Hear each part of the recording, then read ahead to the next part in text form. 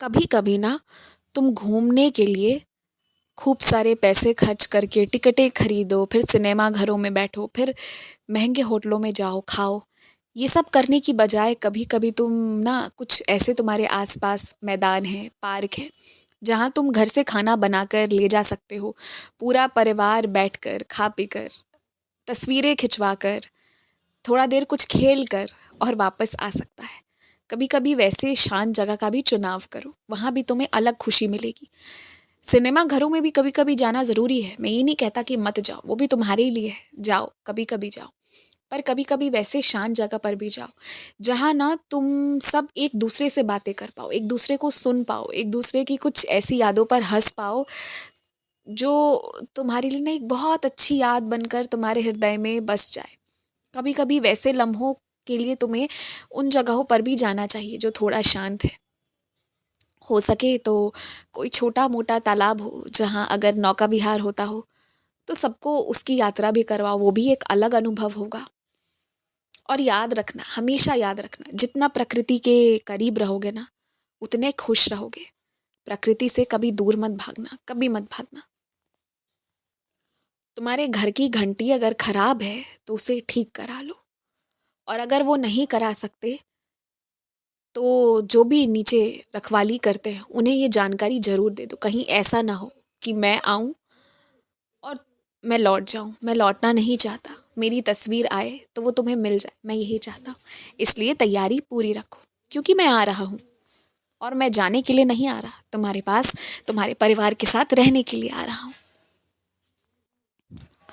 और हाँ, मेरे कुछ बच्चों के पास इस वक्त धन की कमी होने के कारण और अन्य संसाधन के मौजूदगी ना होने के कारण वो कहीं बाहर घूमने नहीं जा पा रहे हैं। मैं अपने उन बच्चों से कहना चाहता हूँ कि तुम अभी जहाँ रहते हो ना, तुमने वहाँ भी कई ऐसी चीज़ें हैं जिसे देखा ही नहीं है, कई जगहों पर अभी तुम गए ही नहीं हो, क्योंकि तुम ये मानते हो कि ये तो इसी जगह पर है, यहाँ तो मैं चला जाऊँगा। और ये कह कह कर पिछले कई सालों से तुम उन जगहों पर नहीं गए हो।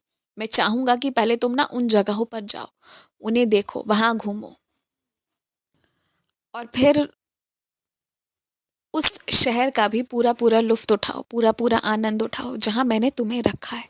तुम खुश नसीब हो जो तुम उस सुंदर जगह पर रहते हो।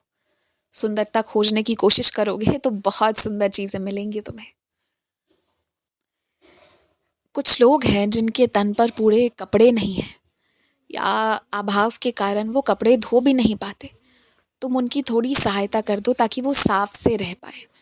सफाई बहुत ज़रूरी है और तुम्हें उसका महत्व अच्छे से ज्ञात है, तो तुम ना उनके साफ रहने में उनकी सहायता कर दो। पर एक बात का हमेशा ध्यान रखो कि चाहे तुम चीज़ों को उपयोग में लाओ, कुछ टूट जाए तो उसे जोड़ने की कोशिश करो, ये सब अच्छी बात है। पर जो टूट जाए और खतरनाक हो जाए ना, तो उसे बदल देना ही बेहतर रहता है। जैसे कि तुम्हारे घर की चटाई है, अगर उसके कोने फट से गए हैं तो उसमें किसी का पाँव फंस सकता है, किसी का पाँव टूट सकता है गिरकर। तो उन चटाइयों का ना और प्रयोग करने की कोशिश मत करो, उसे बदल दो। क्योंकि जिससे किसी की जान, किसी के शरीर पर खतरा आ जाए तो वहां तुम वो नहीं कर सकते। वैसे जगहों पर तुम्हें पैसों के बारे में नहीं, बल्कि तुम्हें अपने और अपने परिवार की सुरक्षा का परवाह करना चाहिए। और हो सके तो शाम को कहीं टहलने ना जा पाओ तो छत पर जाओ।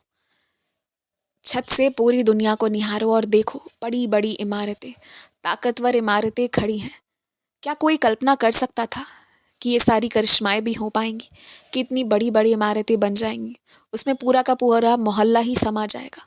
किसी ने नहीं सोचा था। पर ये सारे चमत्कार होते हैं। ये धरती कैसे घूमती है, जो घूमती तो है पर इसका आभास तुम्हें नहीं होता। और सुबह का शाम, शाम का रात, रात की फिर सुबह हो जाती है। इन सारे करिश्मों के बारे में सोचोगे तो तुम्हें पता चलेगा कि कुछ तो है। कुछ नहीं, तुम्हारा साईं है जिसने ये सब को संभाल रखा है। और जो सबको संभाल रहा है वो तुम्हारी भी हर चीज संभाल लेगा। चिंता मत करो, खुश रहो।